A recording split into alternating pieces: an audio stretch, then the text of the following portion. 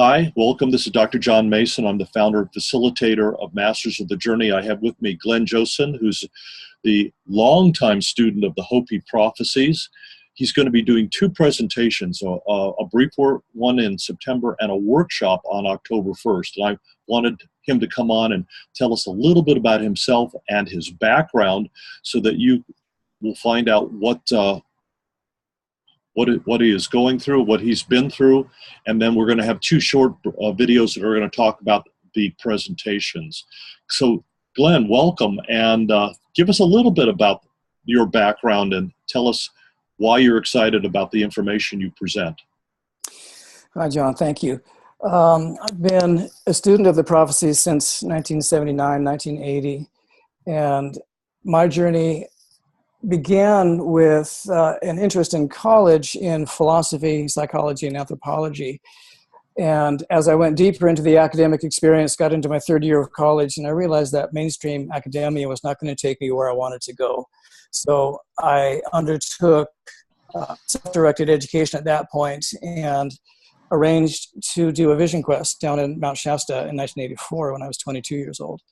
And so I created a 3-month retreat to ask for guidance from Great Spirit of how to best move through this life. And I received some very strong guidance to continue my studies with Hopi, which was very encouraging.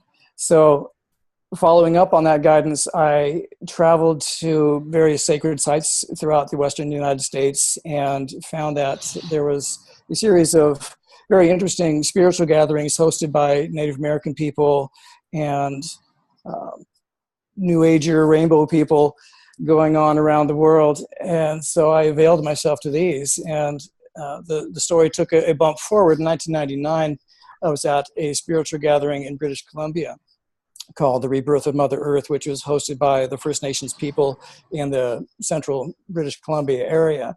So in attendance at that gathering was a man who became my good friend and mentor, John Kimmey. And John had been a student of the Hopi Prophecies, and he presented prophecy at that gathering. And I went up to him after his presentation and asked him several questions and more questions and more questions, and we struck up a friendship. And he then invited me to come down with him to Hopi in 1991 and 92 to meet with some of his elders who were still alive at that point in time. And John's primary connection with the Hopi is that he was a student for 20 years of Grandfather David Benanga, who was the keeper of the Hopi Prophecies and the spokesman for the traditional Hopi. And so Grandfather David and Thomas Benyakia and others traveled throughout the world with the Hopi Prophecies, this story of the Prophecy Rock. And so John was thoroughly versed and authorized to go forward and teach this. And so John saw a spark of interest in me, and so he said, hey, come on down to Hopi, meet my friends, let's go out to Prophecy Rock. And that kind of launched me into a lifelong career of the magical mystery of it. Excellent. That's spectacular. I know you are the longtime student, and for the people that are viewing this video, why do you think we should be excited and want to participate? I know that you have a calling, and your purpose and goal is to present this information, but just briefly, what does it hold for us to be exposed to it? It gives a sense of context of how did we get to where we are at this point in human evolution. And one thing I want to refer to the diagram here, I really emphasize there is a line between these two roads. There's an upper road and a lower road. And we alive now today, you and I, John, and everyone who's seeing this, hearing this, we live right here. And so I focus on what does that mean? How do we get here? What do these images and symbols tell us about our current conditions, and what are our challenges and opportunities as we go forward throughout this fourth world, what the Hopi call. And so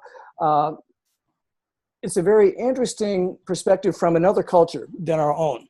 So there's a freshness to it. I've always enjoyed the otherness, the exotic nature of it, and yet it resonates as being so patently true once you go through the descriptions. So it gives us, for me, the life plan gives a sense of coherence to what's going on in my life, in your life, in our lives, and some very practical guidance of what we can do at this time.